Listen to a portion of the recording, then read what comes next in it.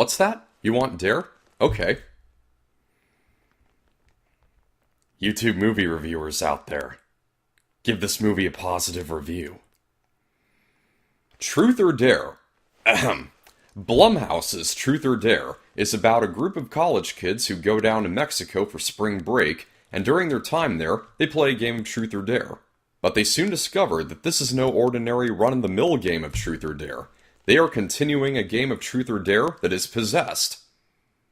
And the game stalks them, and surrounds them with people holding hilarious CGI grins, and forcing them to go along with the Truth or Dare that they're assigned, or else it kills them. Yes, dear viewers, that is the plot. This movie is a witless cross between It Follows and Jumanji that is tone-deaf to what a stupefyingly ridiculous idea it is. And it's not tongue-in-cheek like Happy Death Day was, it takes itself completely seriously.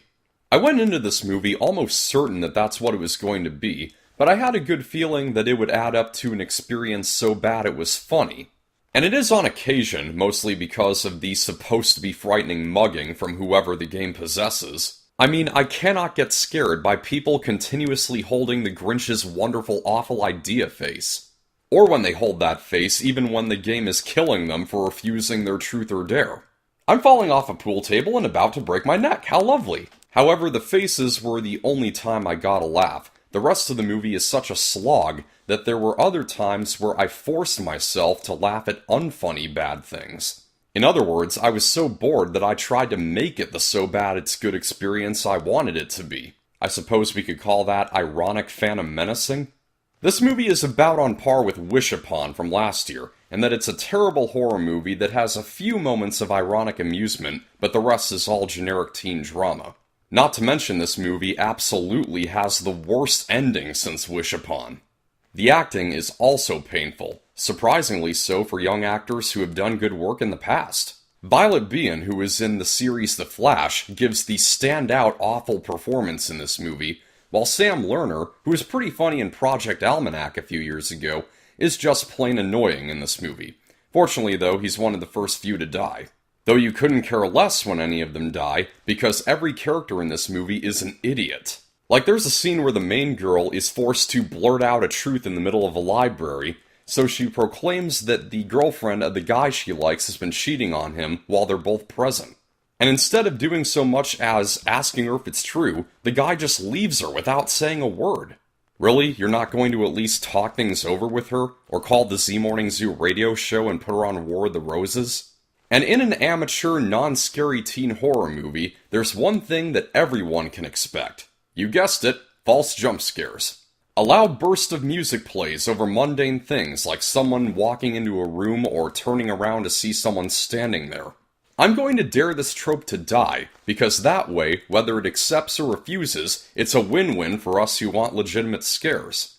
This movie contains an insane amount of internet and social media product placement. Twitter, YouTube, and Instagram are all mentioned or make appearances. One of the characters describes the would-be evil faces as messed up Snapchat filters. And there's a scene where the kids try to contact somebody important to the game for help via Facebook Messenger, and when they get a reply, one of them says, "She Facebook messaged us." It already having been established that they were using Facebook, obviously anyone would have naturally just said, "She responded." But this movie can't let any of the teenagers watching forget about Facebook. Because that's sure to happen. One other thing. Like I said, some integral parts of this movie take place in Mexico, and there are several times when emphasis is put on the Mexico border road sign. The movie does this at least 4 times. I could understand once as the characters are entering, but it also does this whenever they're leaving. Is it the movie's attempt to make a statement of some kind?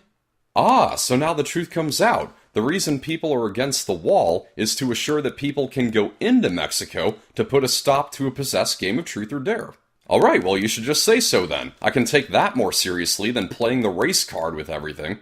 Blumhouse's Truth or Dare is bound to be the worst horror movie of the year. Yes, it is worse than Winchester, because at least that movie had acting. There's an occasional giggle at the sight of a guy grinning while stabbing himself in the face with a pen, But when that's not happening, you're just sitting through the asinine plot, terrible acting, and absence of scares or suspense. If this movie wants truth, the truth is it earns a pitiful 18%. That's a wrap. Thank you for watching. I hope you found this review helpful. Like if you liked, subscribe for more. This is Pop Culture. I'm Alex Pop.